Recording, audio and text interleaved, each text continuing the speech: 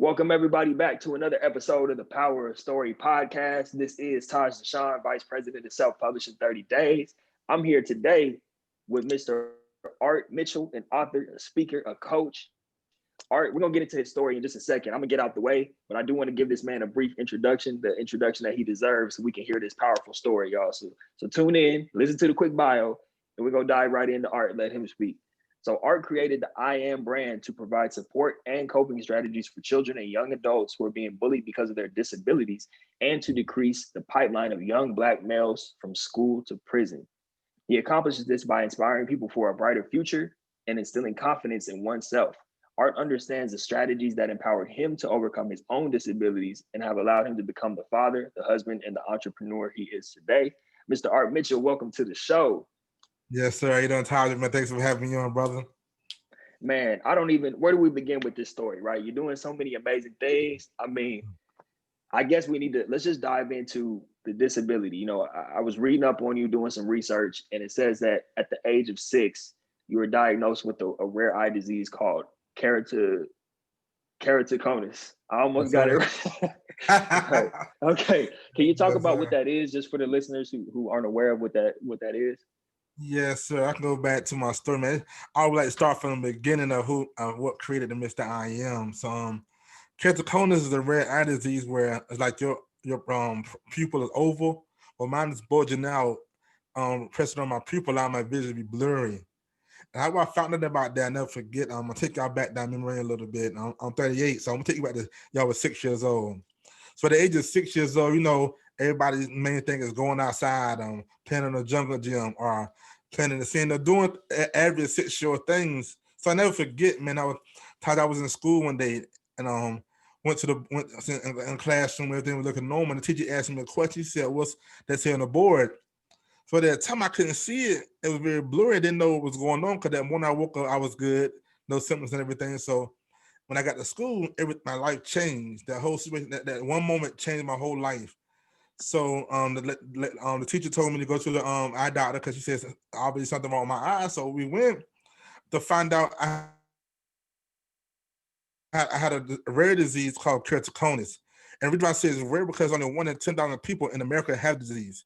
And then top it off, during later research, it only happens to people up in the 10 year, like from 15 on up. So me having the age of 6 is very rare and unusual, knowing that I have a disease or eye disease at this age. So that changed my whole life, man. But who I know, my whole childhood, I had an unusual childhood. I wasn't able to do normal things because I was trying to see. Started off with glasses on. Then it went to contacts, and then I couldn't do certain things because I couldn't see certain things. So it became a stage of my life where I began to feel that dark tunnel. I felt depressed, anxiety, or why I can't be a normal kid, or why this happened to me. And as I got older, I got again bullied. People talking about me like, no, why you got thick glasses, or why you so close to the board, or why you can't see.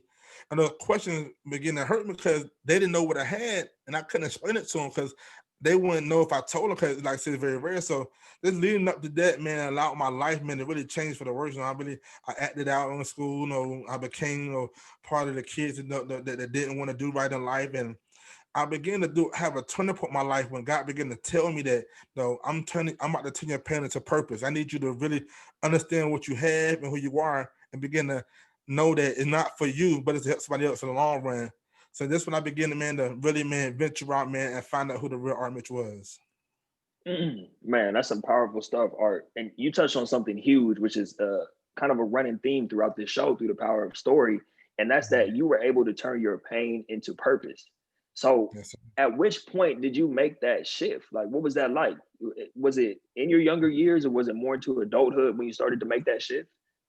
It was more to adulthood because, like, my younger years, I was still trying to figure out what's the problem. I was still trying to figure out, and when I found out about what procedure that could fix it, because later early on my teen years, I ended up going to a new eye doctor that really gave me about a procedure called corneal transplants. And corneal transplant is a procedure where it can actually fix your cornea, and you get a cornea from a deceased person, and give you take your cornea out and give you a new cornea. So that was very rare to me as well, but I wanted to see, not knowing I was going to have 7 of them. 7 Wow. surgeries, yeah, 7 surgeries, man. And it wasn't to that fifth surgery where I began to really understand, because I woke up and my vision was still the same. And I'm like, God, what's going on? Or why is it still happening? Why I can't get better? Why I can't see? So it's at that point in my life where I really understood now, okay, God, there must be a reason behind this. There must be something that you want me to do or something you want me to say. And that point, that my sixth surgery, I'm talking about sixth surgery, is when it happened. And I began to understand who I was, and God began to say, okay, now I'm about to show you what this all means. Mm. And then at that point, so man, that's 7 surgeries later. You said it was on the 6th when that happened. At that point, when most people would have given up, most people would have just thrown their hands up or started feeling sorry for themselves. You were instantly able to make that shift and say, okay, this is happening for a reason, and you could have gone a million different directions, but you went a very specific direction with why you determined that was the purpose for what you were going through while you were going through. So how was that revealed to you? And then how did you end up making that shift to saying, I want to serve in this way? But definitely, I ended up, man. Around that time, I was married. We just had my second child, my third child. I'm sorry. I went to my wife and I asked her, never forget, Todd, I said, why does every time something looks good happens bad? And I broke. I broke down crying. I was so bought up with anger, so bought up with resentment, so bought up with envy, because nobody really supported me. Nobody really came to see me. Nobody really checked on my family in this time, because I'm always been a provider and not able to provide because I was out for surgery and had to heal. It put a pressure on me, man, a heavy burden on my life. Like, man, what's going on? And at that moment, I got to this community, a group of men, and they practically, man, saved my life. They showed me who I was. They showed me, what lessons and adjustments and comfort, and they really pulled out that purpose in my life to show me that, no, this is for this. Now you gotta make this happen. No, this happened, but now what's the lessons? Find adjustments, and then take action to it. And that's what I did. Wow, yeah, that's I don't think that's something that's really talked about a lot, especially amongst men. Being in a position where you feel like you're not able to provide. I think everybody may talk about it on the surface, but you just dove into actually how heavy that load can be when Yes. it's almost like you don't feel like a man, Yes, and I exactly. know a lot of men have been through it. I've been through it at certain points in my life, and thank you for just being vulnerable enough to share that. Yes, Um, sir. and this community of men that you connected with, how did how did you connect with this group? And then after you were able to connect and get that support, what happened after that as far as you building, leading up to everything you're doing now? Yeah, so how I connected with it's funny how I connected, because who I thought I was connect with was connected to him that allowed me to connect to them. So I was just it's funny because I followed Eric Thomas. I need familiar Eric Thomas. I followed Eric Thomas for almost 2-3 years, and ended up going to a conference that he had as a volunteer. So I was seeing these people around that the volunteering. So I ended up connecting with them and exchanging social media handles and things like that. So I ended up reaching out to a couple that asked, what are y'all doing? Like what y'all doing? I see the energy, what's going on. So they connected me to my mentor who I have now, Kendall Ficklin. And we spoke whenever he told me about the community he had with called G-Men, and it's a group of men that do with personal development. But the main thing is to work on your core 4, your mind, health, wealth, and balance. And because he's about working on yourself first before you can do anything for anybody else. So as I got with the community, my whole life just changed. How it's been like seeing the vulnerability, seeing what they've been through. And they haven't been through what I've been through, but seeing they've been through in life as a husband, as a provider, as finding their purpose, as finding out know what they want to do in life, and how they know how to change the old current situation to now a better situation. Allow me to really think, okay, I can do this, or they've been through what I've been through. They had situations where almost like mine, but they would get out of it. So had to be vulnerable first, because at first I was like, I just like, man, like I ain't trying to do this, but I ain't. No, they know what I want to do. Like they can't tell me nothing. Because I still had that anger and that trust issue from my past with my eye surgery. So it was hard for me to get in. But that one retreat I went to that made me open up that vulnerability, and that changed my life, man, for the best. And I ain't been the same since. Man, that's huge, Art. That's huge. And then what happened after that? So you realized you wanted to give back, you realized you wanted to serve. What was like the first thing you did to start giving back and start serving on others? But the first thing I did, I worked on myself. I had to get all that negativity out of my mind, all that negativity out of my body, all that that doubt, all that pride, all that you're not a good man and not a good father out of my system first. I had to recreate myself. And once I recreated myself, then things begin to open up for me as well. Wow. So so here's a question for you. When you recreated yourself,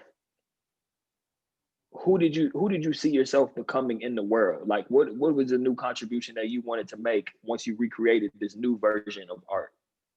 I see myself as an influencer, as a motivator, somebody that's going to inspire, change it, and transform lives. I see myself as somebody that that gonna take that story and really run with them and let people know that you can, no matter what you look like, no matter how your future was, let your path dictate your future. So I see myself being that person that's gonna be an influencer, be a role model, a motivator, a contributor, somebody that's gonna really speak life to other people, other men, other young men, to give them a hope and a brighter future in life. You said inspire, change, and transform lives. That's a powerful stuff right there, Art. And for anybody, if you're just listening to the podcast, you might want to go check out the actual video that we're recording right now, because you can see Art has all his gear on, all the I am gear. I want to dive into that, man. I know you had, yes, sir. Yes, sir. I want to dive into all that. Can you talk about why the I am? Why have all the gear on? Why launch the gear surrounding I am? What does that mean to you? Yes, sir. I created the I am brand as a movement to decrease the prison pipeline from school to prison for young males and young adults. And I do that by giving them strategies that I accomplished, what I've been through, the trial tribulations, to give them a brighter hope and a brighter future. So I created the affirmations to give them a hope, to give them a sense of pride, because now I know what I've been through, but it got me through life. If you can see the words, I am bold, I am smart, I am confident, I am determined, I am successful, I am enough. So speaking those daily through my life from ages 6 to 38, it kept me going, it kept me moving, kept me motivated, took all the negativity that kept coming to my head and to pass to positivity, give me that mindset. And then two, I got a passion for kids with disabilities, because I had disabilities as well. So it's to get them keep them from disappointment and determined to having life and winning and thriving. So I created that brand to give them a hope as well, because some people don't understand people with disabilities, because they feel like we're not human, or we different from everybody else. But in reality, we are human. We just have a special talent that God given us to make a change in everybody's life. So that brand is a movement that give them a mindset shift, that when they wear this I am brand, or they wear the I am head, that is internalizing that mindset that they can't do anything they want to do in life. Man, Art, I'm sitting over here about to fall out my seat with all these gems you're dropping, man. I'm gonna come back to I am in a second, but I just want to touch on something that was popping into my mind as you were speaking. And I think this is important for anyone to hear. Obviously, anyone listening is getting inspired by your story right now. But you kept saying the word disability, right? And you want to help people with disabilities. And what was popping into my mind was like, I don't know where this voice was coming from, but it was like, Art is, has a disability, but you're not disabled, right? Yes. Like you have a disability, but you're not a disabled person in life. You're a very empowered person. And I think that's important for people, whether they have a disability or not, because some people have, actual medical disabilities on paper, and some people have mental disabilities. I've had a few disabilities that I made up for myself over the years. You know what I mean? Like, I'm giving myself my own disabilities, and I think that that's huge, man. That you are not allowing yourself to be disabled just because you have a disability. So, thank you for sharing that. Sorry, go ahead. I was going to say something about the I am, but did you have something you wanted to share about that? You good. Oh, okay. The I am thing. Another thing, as you were speaking, when I'm hearing you say I am and all the affirmations, it really comes down to me as I'm listening to you is like self-image, right? Like you said, the goal is to destroy that pipeline from men going to prison, right, or people going to prison. Yes, and I think starting what you're doing by starting with the self-image is so key, because if someone can see themselves as more than their environment, than their circumstances, then you can start to create a new self-image, which, as you know, leads to more opportunities, creating opportunities for yourself, seeing yourself in a different position in life rather than just, in jail or dead. So I think that's really powerful stuff, man. And I also wanted to talk about, you're a 2-time author. You have another book coming out, I believe, in a few days, right? Yes, sir. my first book. First book I wrote was called 6 Tips to Cope with Having a Disability, and the 6 strategies that I used to help cope with my disability, and it's for kids and parents and people in general that want to know, like, if they're going through a situation with kids with disability, are they going through a mental or physical disability? It shows you what I went through, and you can use some tips and strategies to help yourself get through your everyday lifestyle. And then my next book coming out on Monday called Life in Different Forms. And this book right here is special to me because I wrote it 8 years ago, and I just got it published during the pandemic, so it's very special to me. And it's a book about Arthur Mitchell, what he's been through from a baby until to adult manhood, and it's just different things about bad choices, bad relationships, money, finances, and about relationships. So teaching is just showing the young men out here that the situations you may go through, but how to overcome them and how to outweigh your good for your bad. I mean, your bad for your good. That's it. And that comes out November the 16th, kind of virtual launch party from 3 to 5 p.m. I love to see y'all on the live on my Facebook page on Monday, November the 16th. Yes, sir. Yes, sir. Where can people I'm gonna give you a chance to talk about your social media and all that stuff. Matter of fact, why don't we just do it right now? How can people tap in with both books, the first book and the new book coming out, and how can they be a part of the virtual launch party? Yes, so you can reach me on Facebook at Arthur Mitchell. Also, you can go to my website on www.artmitch.com. That's where you can get the books and the I Am merch.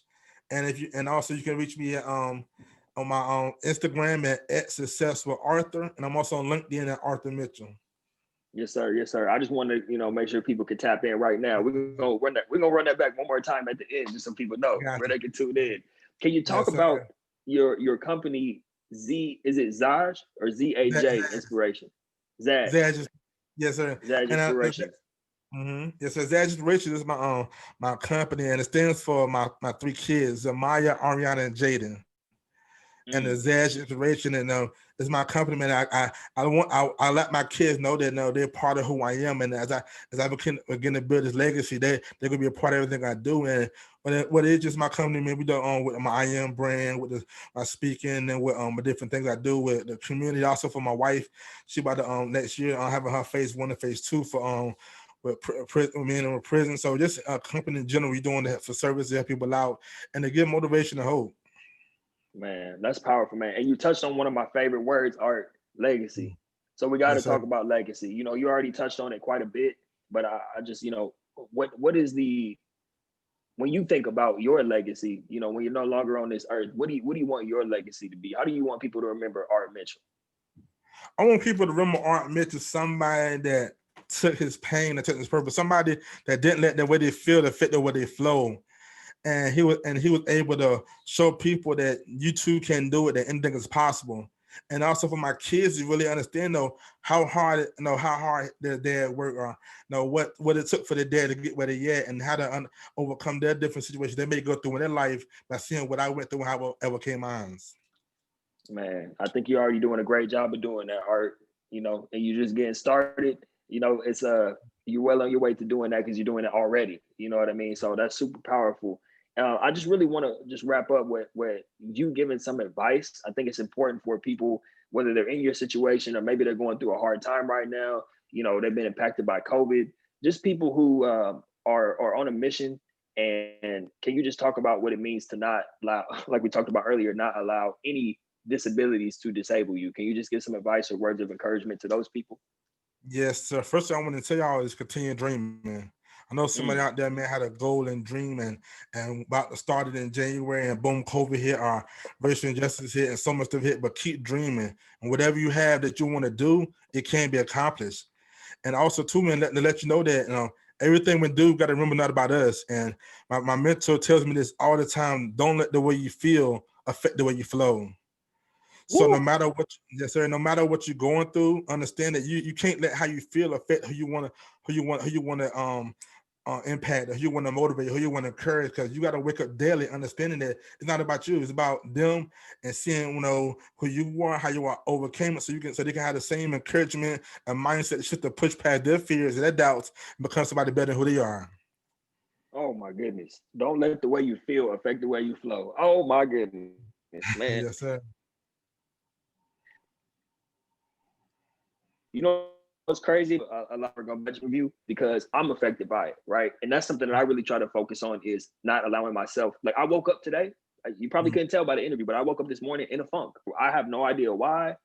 My life is great. Everything's going well. But I woke up in a funk and I did exactly what you said. And I started thinking about other people, right? Who am I serving today? What are all the conversations, all the work I'm doing today? How is it going to impact other people? And not allowing, like you said, the way I feel to affect the way I flow. So I just want to thank you for sharing that, because not only is it going to touch countless lives who hear this interview, but it's affecting me right now in this moment, and it's more affirmation. So I definitely appreciate you, man. Listen, no problem. I appreciate you, man. People gotta understand that. Yeah, no, we are human. Things gonna happen, but if we understand the reason why we're here on this earth, and as we get up every day and set our foot on the ground, that it's about who out there want to hear our voice, who out there want to hear Taj, who out here want to hear Art Mitch, who out here want to hear everybody else, and then knowing that you gotta continue, man, to push past how we feel, push past what we don't want to do, and continue to grind it and continue, man, to be the best version of ourselves, so we can be somebody else see the best version of themselves.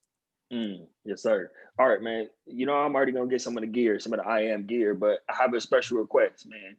Can you make a shirt that says something about don't let the way you feel affect the way you flow? Can we with the I am on it? I really have thought about that. Matter of fact, I thought after this call, me and my wife will talk about that, because that is a good shirt, man. Somebody told me that a while back, but I never acted on it. But I'm really gonna do that, definitely.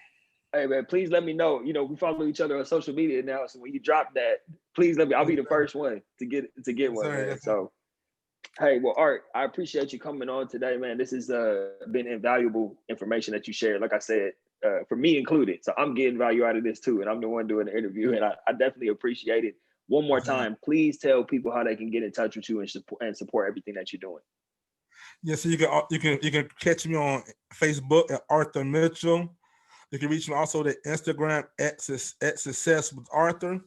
You also can reach me on LinkedIn at Art Mitch, and then you can also reach me on my website with all my merchandise, my books, and my information on at www.artmitch.com. If you want to hop on a call, we can talk about different things as I'm a coach as well. You can reach me at info@artmitch.com. Awesome. Well, Art, thank you again for coming on, brother. It's been a pleasure. We just connected not too long ago, and I'm already getting so much value just out of being connected with you and, following you on social media. I appreciate it. Thank you for, I don't want to let it go unacknowledged that, like you said, your ability to not let your circumstances or life circumstances and being able to turn your pain into purpose. I think that's something that should be celebrated, and I just really think it's awesome what you're doing, man. So thank you again for coming on and sharing. And we will definitely be in touch for future projects and things we're working on. Yes, sir, no problem. Looking forward to it. Yes, sir. All right, everybody. This has been the Power of Story podcast with Art Mitch. Go connect with this man, show this man some love, support the movement. And until next time, be great. Yeah.